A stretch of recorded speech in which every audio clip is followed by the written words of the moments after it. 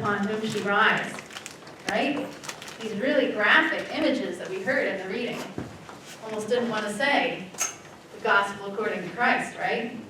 Scary stuff, but meaningful. So Rome, the Roman Empire, was in power during the time that John was writing the book of Revelation. Remember this vision that he experiences. And during Rome, they practiced polygamy, right? Many different gods. We know some of the stories about these gods. Stories of the gods falling in love with one another, fighting with one another, all kinds of stories, interacting with humankind. Very exciting stories, right? And they all have different names and stand for different things in life, these different gods of the Roman Empire. And one of the gods, her name was Victory. We have a picture of Victory. Do we have a picture of Victory? We do, it's not to go with the poem. Uh-oh. We'll get in trouble. There she is. So this is Victory on the left. What does she look like? An angel. She does. She's very pretty, Victory. And she has in her hands a laurel wreath, just like the emperor would have worn on his head, or the Roman senators, people in power. They would have worn these laurel wreaths on their heads. And she has one in her hand, which stands for power, right? And you see she has these beautiful wings, and then she's standing on top of something in this particular statue. Do you know what that is? It looks like a globe. It's the globe. Yes, it's the globe. A football. Not a football, no, not this case. She's not the victor of football. She's the victor of the known world. Which is meant to emblemize how the Roman Empire had conquered, at that point, the known world. And then behind her, in this particular statue, you see a centurion, a soldier. And so she's giving this particular soldier victory over the world, right? And this, of course, is a Roman soldier. And you would have seen, during the time that John was alive, you would have seen statues of this particular goddess, Victory, in cities and towns. You would have also seen her on flags when the soldiers would go into battle. And she also appeared on coins that would be minted, especially whenever the Roman Empire would conquer a new territory, a new nation. They would have a coin made with Victory on it. It's kind of stamping on top of that particular territory to emblemize how Rome had defeated this particular nation or this particular people. Now, when John was alive, just shortly before, there had been a rebellion by the Jewish people. Now, to give you some context, this rebellion took place about 30 years after Jesus was alive. And it lasted for a little while, seemed like it was going to succeed, and then the Roman Empire came in and literally crushed the Jewish rebellion. They killed thousands of people, men, women, children, and then those who survived, they put into slavery. And this was standard practice for the Roman Empire. This was how they kept people under their thumb, how they conquered new people, and how they crushed any kind of rebellious movement against the Roman Empire. And so John, in his vision, remember it's called an apocalypse, this particular book that we're reading, the book of Revelation, and that part of what apocalypse means is to peel back the veil, right? Reveal the truth of what's really going on. And so in this image of the whore of Babylon, what John is doing is he's taking off the mask of Victory. He's saying Victory is not this beautiful angel. She's this beastly whore. And she does these terrible things to people. Kills men, women, children. Puts entire nations into slavery. And that's how Rome gets their power, is through these despicable deeds. And John was to reveal that in this image. So he not only reveals the true face of Victory, but he also reveals the true fate of Victory. He says that the whore and her beast, that they will be what? Destroyed, right? The beast is going to go into the fire, and the whore is going to be defeated by who? We heard about him before. The Lamb. Absolutely, yes. Who's the Lamb again? Christ. Jesus, yeah. Jesus is going to defeat Rome. So in John's time period, if someone were to ask, who is greater than the Roman Empire? Most people would say, no one. Rome is greater than anybody. They conquered the world. They have victory over every people. If you go up against Rome, you're going to die. But John says something different in his story. He says, no, God is greater. God is greater than Rome. Our God is greater, right? Awesome in power, higher than any other. Right. That's what John is saying in this scripture. God is greater than Rome. But the truth is, these beasts, they still exist in our world, right? There are still people in power who use beastly practices. I think of people who are living on minimum wage and still can't afford basic livelihood, their basic livelihood. I think of high healthcare costs that cause people to go into debt. I think of credit companies who have unfair rates. I think of banks with unreasonable fees. I think of school debt that leaves people struggling for years and years. All of these things are beastly practices that give power and wealth to a few and leave many struggling, particularly those who are vulnerable. So there are still beastly practices in our world. And sometimes these beastly practices, they create beasts in our own heart. Because we see that in our world, if you're vulnerable, you can be taken advantage of. And so we start to protect ourselves, and some of these protective behaviors aren't very healthy. So I want you to think about what might be a beast in your heart. And we're going to watch a little video here, video 1, about a beast in one man's particular heart. You might recognize this video.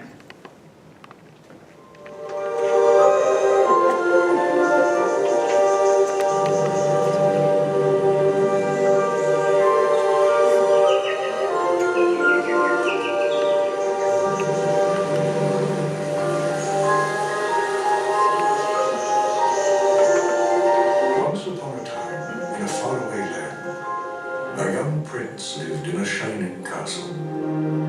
Although he had everything his heart desired, the prince was spoiled, selfish, and unkind. But then, one winter's night, an old beggar woman came to the castle and offered him a single rose in return for shelter from the bitter cold. Repulsed by her haggard appearance, the prince sneered at the gift and turned the old woman away. But she warned him not to be deceived by appearances, for beauty is found within. And when he dismissed her again, the old woman's ugliness melted away to reveal a beautiful enchantress. The prince tried to apologize, but it was too late, for she had seen that there was no love in his heart. And as punishment, she transformed him into a hideous beast and placed a powerful spell on the castle and all who lived there. Ashamed of his monstrous form, the beast concealed himself inside his castle with a magic mirror as his only window to the outside world. The rose she had offered was truly an enchanted rose, which would bloom until his 21st year. If he could learn to love another and earn her love in return by the time the last petal fell, then the spell would be broken. If not, he would be doomed to remain a beast for all time. As the years passed, he fell into despair and lost all hope. For who could ever learn to love a beast? All right. Recognize that?